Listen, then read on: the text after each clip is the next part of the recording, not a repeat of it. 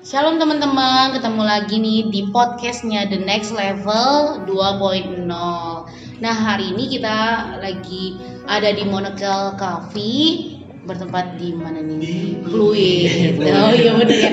Mohon maaf nih suka nggak tahu arah gitu ya. Benar. Enggak. Dari kemarin tuh udah kayak 2.0 ini 2.0.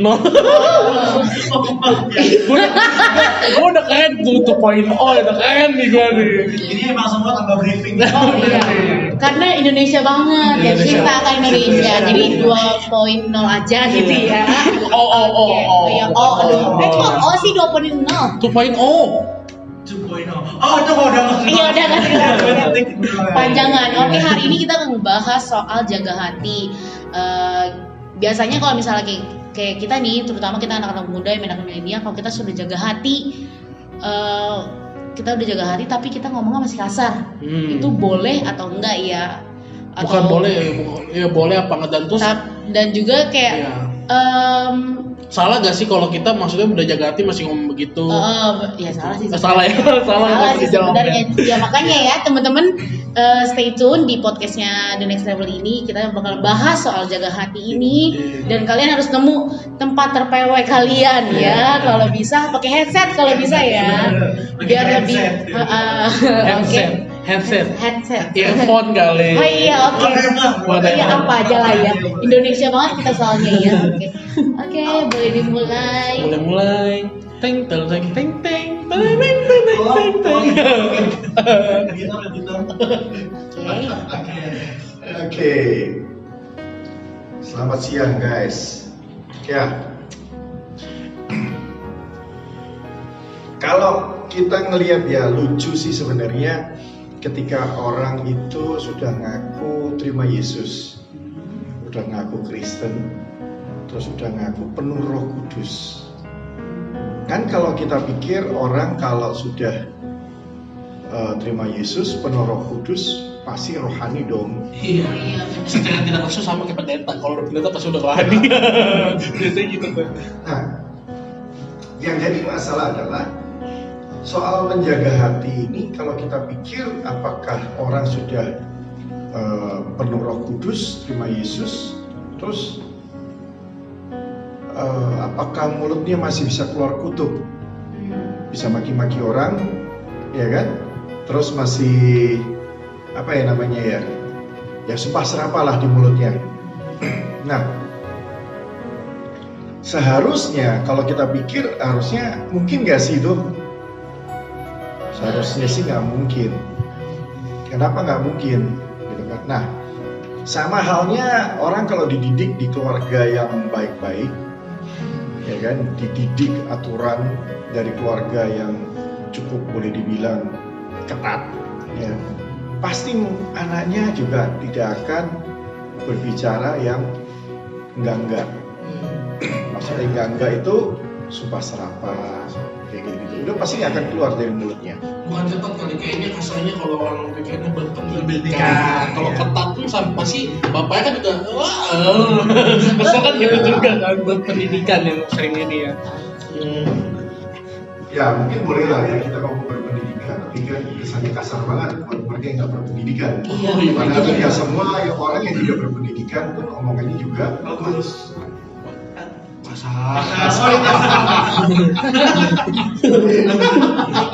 Masih siang ya, bangun ya, bangun tidur kayaknya. Karena gini loh, secara kita kan mau back to the Bible, ya. Kalau secara logikanya orang kalau hatinya bersih pasti yang keluar harusnya bersih.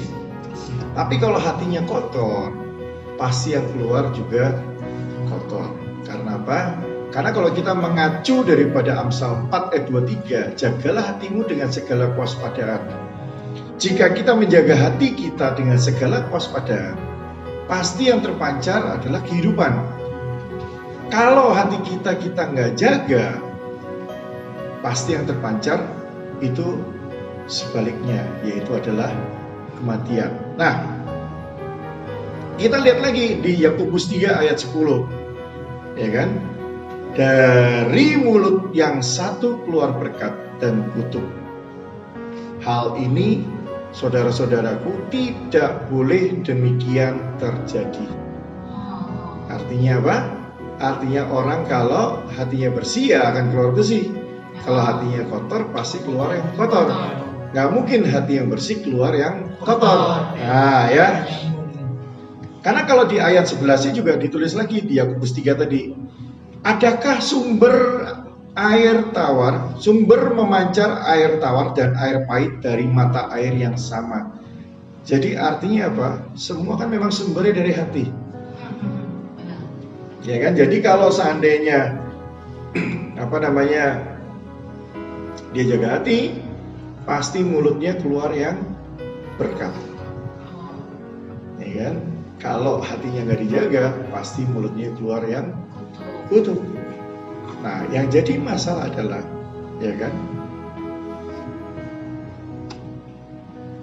Tuhan berkata bahwa, ya, kalau kita bisa mengekang lidah kita, ya, kita bisa menjaga lidah kita, itu kita menjadi orang yang sempurna. Tapi yang jadi masalah bukan cuma mengekang lidahnya, tapi pada intinya apa? Menjaga hatinya. Udah pasti dia akan bisa mengendalikan lidahnya. Nah kalau hatinya aja nggak bisa dijaga, gimana dia mau mengendalikan lidahnya? Lucu kali, abis kita nyanyi, muji nyembah Tuhan, abis itu kita maki-maki orang. Jangan ketawa sampai yang kena itu. Benar, kita sering kali kan, gitu. Bahkan kalau kita ngelihat gitu kan, lucunya adalah kadang-kadang mimbar pun dipakai untuk maki-maki orang. Ya kan, untuk ngomel-ngomelin orang, untuk ngomongin pendeta lain, gitu kan. Apakah itu istilahnya apa ya? Mencerminkan bahwa dia seorang anak Tuhan, mencerminkan bahwa ada Roh Kudus dalam hidupnya, ya kan? Makanya kita lihat, ya nggak? Kalau di IG kita ngelihat, ya kan? Wih, itu bahasanya ya ampun, Tuhan Yesus tolong ya kan? Itu, waduh, ucapannya luar biasa banget. Iya, Sangat luar biasa. Luar biasa banget gitu loh. Apakah dengan mereka berkata-kata demikian kasarnya boleh dibilang setelah itu mereka dipakai Tuhan? Enggak. Artinya apa? Artinya mereka sakit hati. Ya kan? Nah kalau dia sakit hati udah pasti diomongin adalah yang sakit-sakit. Yang diomongin pasti keluhan-keluhan. Ya nggak pernah ada orang sakit nyanyi kan? Jarang. Pasti itu orang-orang gila doang, ya kan? Orang yang benar-benar bisa jaga hatinya dan mereka kenal Tuhan, mereka sakit, mereka masih bisa nyanyi, ya kan? Tapi ingat, jangan disambungin sama film Bollywood, ya kan? Nah, itu beda, ya kan? Ketemu pohon nyanyi, gitu kan? Lagi ditinggal meninggal nyanyi, ditinggal pacar nyanyi. Nah itu luar biasa emang. Ya, itu sebenarnya harus kita contoh tuh kayak gitu sih sebenarnya. Itu benar kayak gitu sebenarnya. Cuma jadi masalah mereka menyanyi karena dari kekuatannya sendiri untuk menghibur dirinya. Nah kalau kita seharusnya udah beda, karena kita itu ada Roh Kudus. Roh Kudus itu gunanya adalah untuk menghibur, menguatkan. Nah itu fungsinya sebenarnya. Nah makanya lucu sebenarnya kalau kita ngomong bahwa kita udah Kristen, kita punya Roh Kudus, habis itu kita ngakunya udah bisa bahasa roh lagi gitu kan. Tapi di luar itu kita masih bisa ngomong F-word, S-word gitu kan. Ya kan? Itu mending kalau cuma sesekali gitu kan, itu berkali-kali. Haleluya.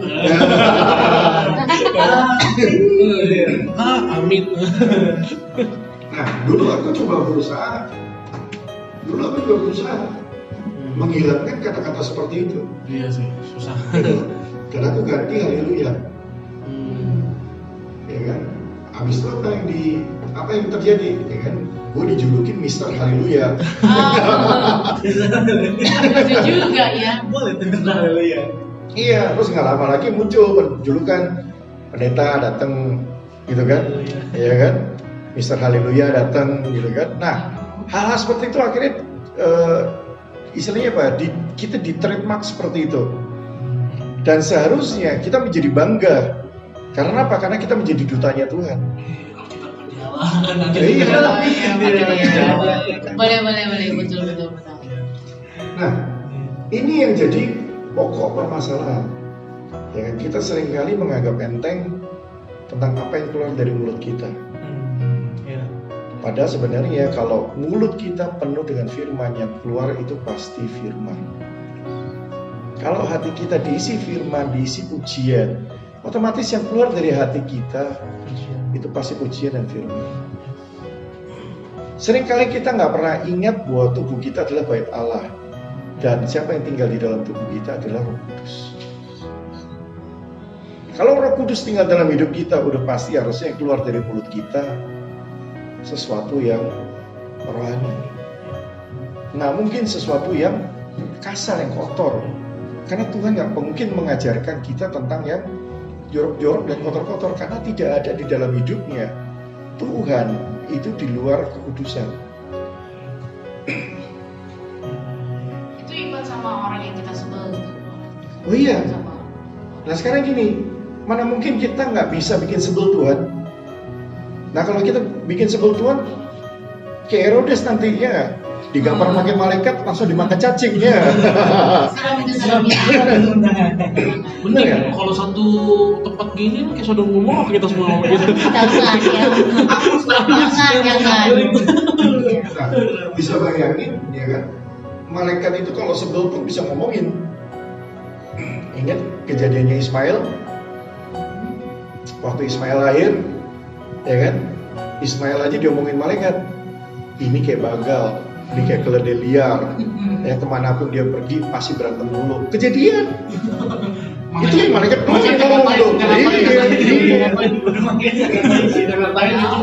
dulu.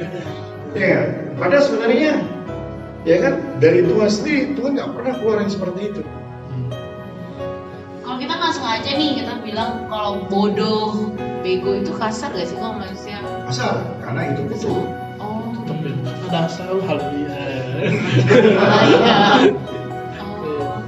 Nah, makanya dibilang bahwa kita ingat bahwa Tuhan itu mencipta dengan firman. Maksudnya mencipta dengan firman itu bukan firman yang keluar, maksudnya adalah dia ngomong. Oh iya. Ya kan? Dia ngomong. Jadi kesannya adalah dia berfirman. Kan sama seperti halnya saya berfirman. Barusan saya berfirman tentang hati. Nah, bisa nggak saya ngomong tentang firman itu adalah jadilah terang? Itu juga firman. Apa itu firman? Maksudnya firman itu adalah kata-kata. Ya kan? Saya berfirman, saya berkata-kata sesuai dengan firman Tuhan. Nah, ketika Tuhan itu menciptakan langit dan bumi, Dia itu cuma ngomong, jadilah terang, terang itu jadi. Ya kan? Bumi disuruh mengeluarkan, ya kan, yang namanya binatang, tumbuhan dan segala macam, ya kan? Maka pada saat itu langsung terjadi. Nah, Tuhan itu membuat kita sadar sebenarnya, harusnya kita sadar bahwa ketika kita menerima Roh Kudus, di situ kita punya kuasa. Kuasa yang sama dengan Bapa kita. Itu sama. Kenapa sama? Ketika kita ngomong harusnya jadilah terang, harusnya terang itu jadi. Makanya ketika kita ngomong kepada seseorang, kamu bodoh, maka orang itu pasti akan jadi bodoh. Nah, pembuktian dari penelitian sebuah laboratorium,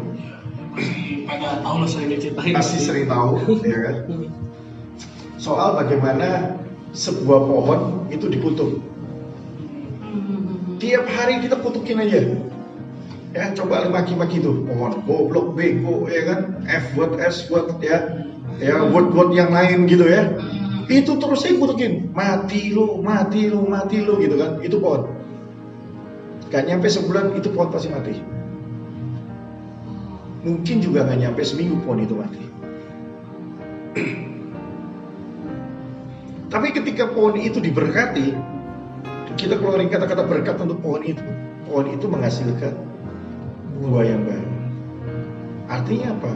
Dari mulut kita keluar berkat, dari mulut kita juga keluar kutuk. Seharusnya ketika kita sudah terima Yesus, hidup kita penuh dengan firman, mulut kita seharusnya keluar berkat. Kalau mulut kita masih keluar kutuk, ya kan? Artinya kita mesti pertanyakan, siapa yang ada di dalam hidup kita? Apakah Tuhan atau hantu? Oh, betul. Beda tipis ya. Beda tipis. Tinggal dibalik doang, gitu kan? Salah masukin, bubar.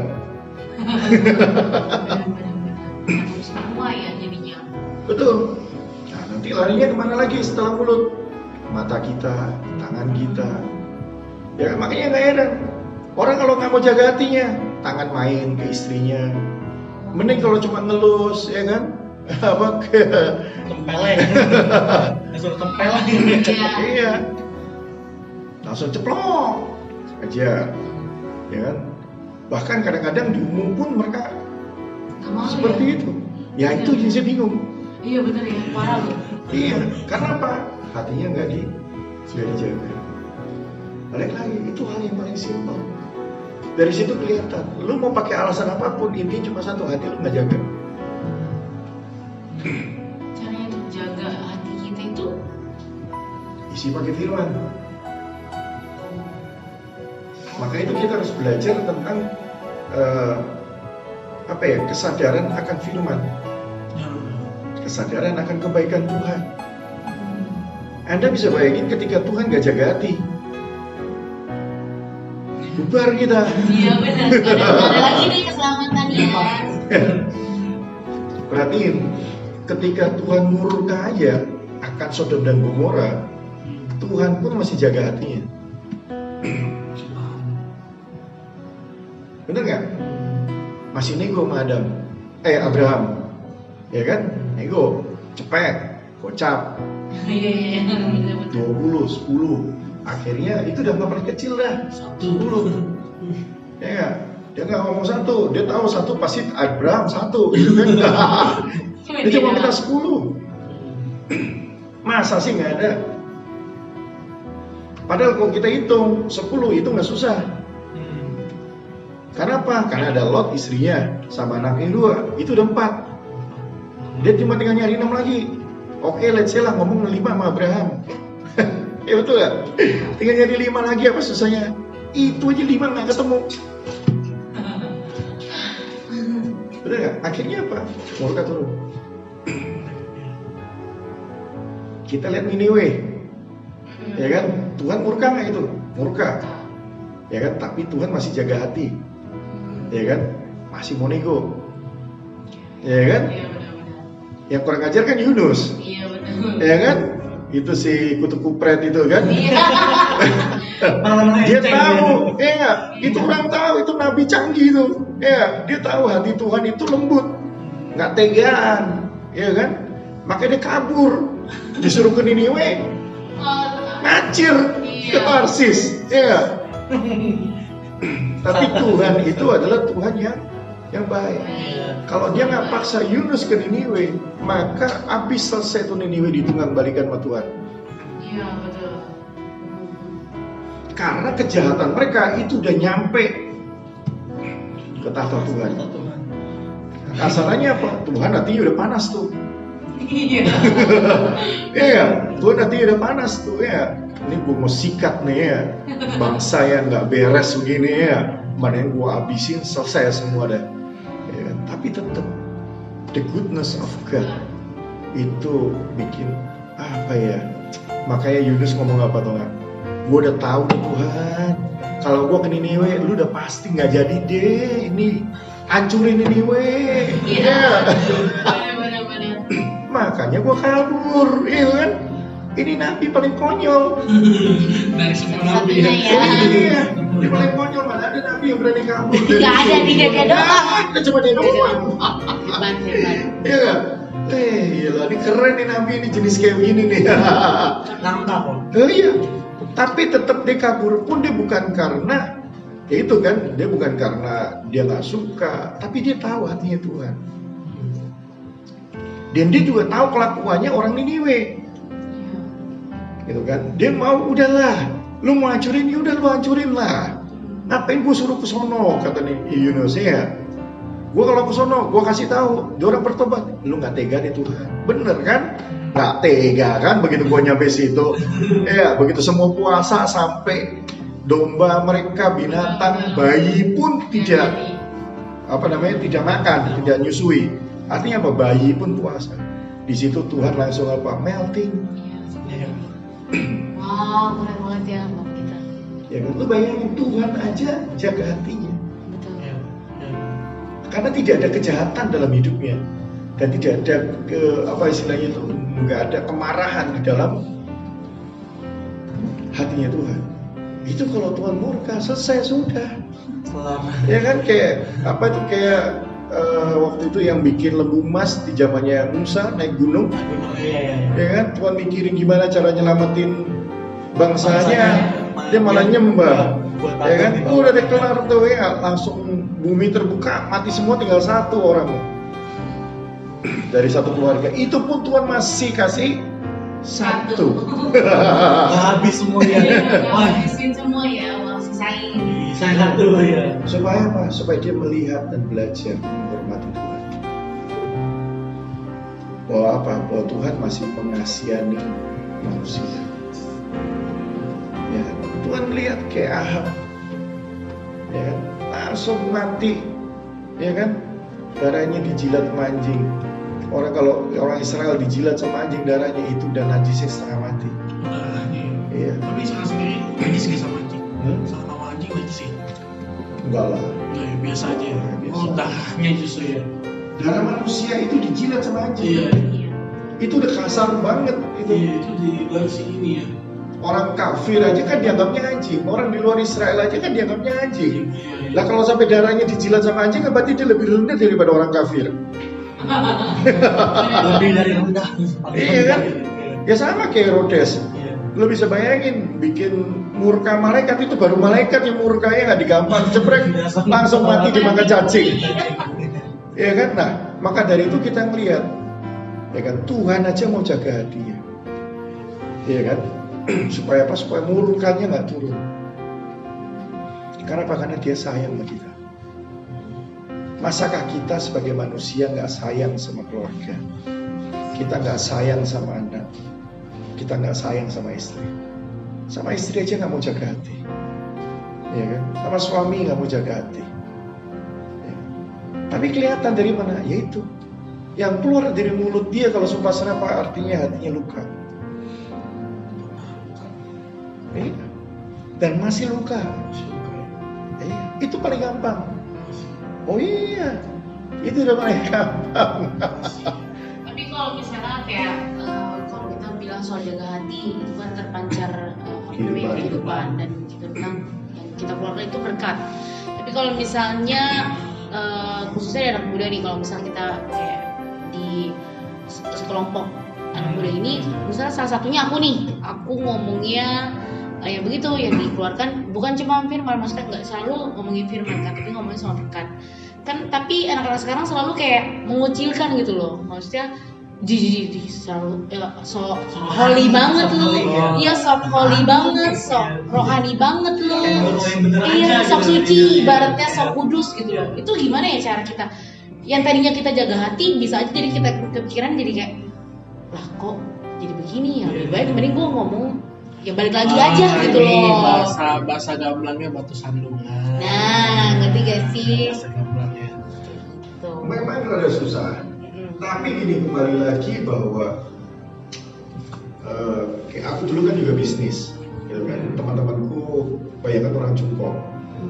Mereka juga minum, mereka juga merokok. Mereka rata-rata juga banyak yang main cewek juga. Bahasa mereka ke orang Medan kita tahu lah. ya kan? Ya kalau mereka itu J-word. J-word. Oke lah ya. Ya sudah ya. Jadi gitu. sama C-word. Nah, itu memang itu udah bahasa mereka sehari-hari. Terbiasa. Yang jadi masalah adalah ketika mereka tahu kita siapa, mereka akan menghormati kita kok. Saya ngumpul sama mereka ngerokok ya mereka ngerokok aja. Mereka minum ya mereka minum. Ya kan? Mereka main cewek juga, mereka nggak akan ngajak saya main cewek. Gitu kan? Mereka tahu bahwa kita orang Kristen. Mereka tahu bahwa kita nggak main tupok. Jadi kasarnya apa ya? Ya udah, kita paling cuma diajak ya pada saat mereka ngumpul makan. Gitu kan? Yang aneh-aneh biasanya kita nggak diajak. Itu nggak lihat tapi kalau udah makan lihat. Ya kayak gitu. Jadi sama dengan kayak anak muda, gitu loh. Memang saya tahu banyak anak yang alergi karena mereka udah terbiasa dengan film-film Amerika. Jadi F-word, S-word itu buat mereka biasa. Saya kalau mendidik anak saya juga sama, ya kan. Saya paling nggak suka ketika mereka ngomong soal F-word dan S-word. Nah itu saya paling nggak suka. Itu yang masih rancu gitu maksudnya. Kalau kita nonton kan itu kita bingung apa? Itu kasar juga bingung atau kasar bagi mereka mungkin biasa aja sih. Tapi kalau bagi kita yang nonton ini kasar apa enggak sih? Tapi kalau kita terjemahin emang kasar. Tapi bagi mereka ya biasa aja, ngerti gak sih?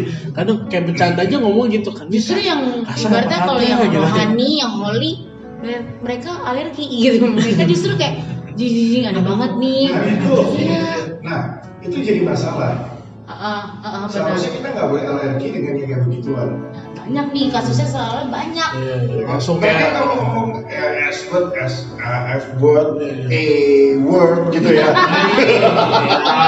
Iya. Ya kan? Kita cukup balas ya, pakai haleluya. Gitu kan? Gitu loh. Memang kita aneh gitu loh. Kesannya aneh buat mereka. Tetapi jangan sampai kita justru meninggalkan lingkungan yang seperti itu. Ya kan, kita harus tetap masuk dengan gayanya mereka. Tapi kembali lagi, haleluya itulah yang harus kita tularkan ke mereka. Tapi satu sisi kita juga harus jangan apa ya, ibaratnya keintimidasi sendiri gitu loh. Oh iya, kita kalau sama mereka kan bukan berarti kita jadi berdosa. Nah itu ntar dibahasin tuh ntar aja. Itu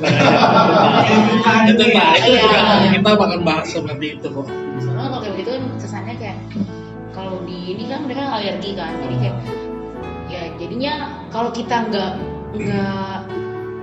merasa ke distract gitu, misalnya nggak ke intimidasi, kita akan terus. Tapi kalau sudah ke intimidasi, kita akan balik lagi ke yang sebelumnya gitu. Kita kan ikutan ngomong F-word, S-word, kayak gitu-gitu. Ya dua, pasti baliknya ya tergantung lu yang ke bawah apa gue yang ke bawah. Lu yang ke bawah apa tuh? Iya, lu pasti kuncinya itu doang. Tapi itu nanti kita akan bahas di Jadi makanya udah masih bahas soal jaga hati. Tapi kalau kita jaga hati udah pasti yang keluar adalah sesuatu yang baik. Sesuatu yang baik. Berarti ini pas aku ya. Iya, part 1 ya. Jadi saya banyak banget nih pas begitu.